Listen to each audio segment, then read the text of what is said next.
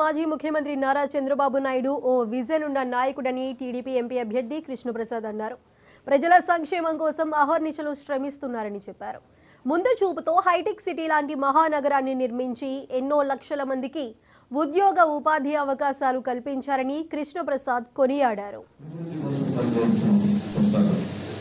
ఆయన విషన్తో అంతా ఏంటంటే బేసిక్లీ భారతదేశంలోనే ఒక ప్రగతి మాట ఆంధ్రప్రదేశ్ వేయాలని పనిచేస్తుంటారు. వాటిలో అందరికంటే ముఖ్యం ఏంటంటే అట్టడుగు వర్గాల ప్రజలకి చేస్తేనే కానీ ఈ ఆశ ఏదైతే కోరికలు ఉన్నాయో, ఏదైతే డ్రీమ్ ఉందో అది పూర్తిగా.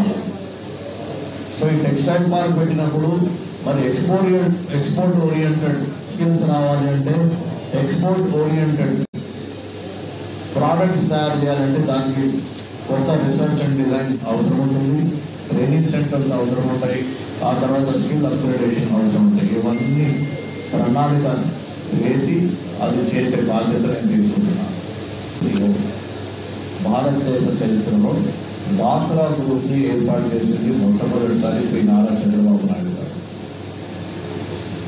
ఆ డాక్రా గ్రూప్లో తెలుగుదేశం పార్టీ పాలసీ ఏం తీసుకుందంటే లోన్స్ ఇచ్చేటప్పుడు అప్పర్ లిమిట్ 5 లక్షల రూపాయల వరకు అప్పర్ లిమిట్ కేటాయించారు, ఏర్పాటు చేశారు. కానీ ఇప్పుడున్న వైసీపీ ప్రభుత్వం మహిళలకి అన్యాయం చేస్తూ ఆ 5 లక్షల అప్పర్ లిమిట్ని తొలగించి తగ్గించి 3 లక్షలకి పరిమితం చేశారు.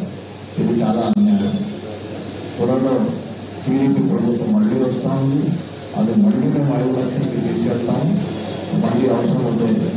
నారా చంద్రబాబు నాయుడు గారి ఆధ్వర్యంలో, ఆయన లీడర్షిప్లో, ఆయన విజన్తో ఇంతకుముందు మనం చూసామైనా ముఖ్యమంత్రిగా ఉండినప్పుడు దూరదృష్టితో పనిచేస్తూ వస్తారు, ప్రజల సంక్షేమం కోసం పనిచేస్తూ వస్తారు, రాష్ట్ర అభివృద్ధి కోసం పనిచేస్తూ వస్తారు. ఆయన విషన్తో అంతా ఏంటంటే బేసిక్లీ భారతదేశంలోనే ఒక ప్రగతి మాట ఆంధ్రప్రదేశ్ వేయాలని పనిచేస్తుంటారు.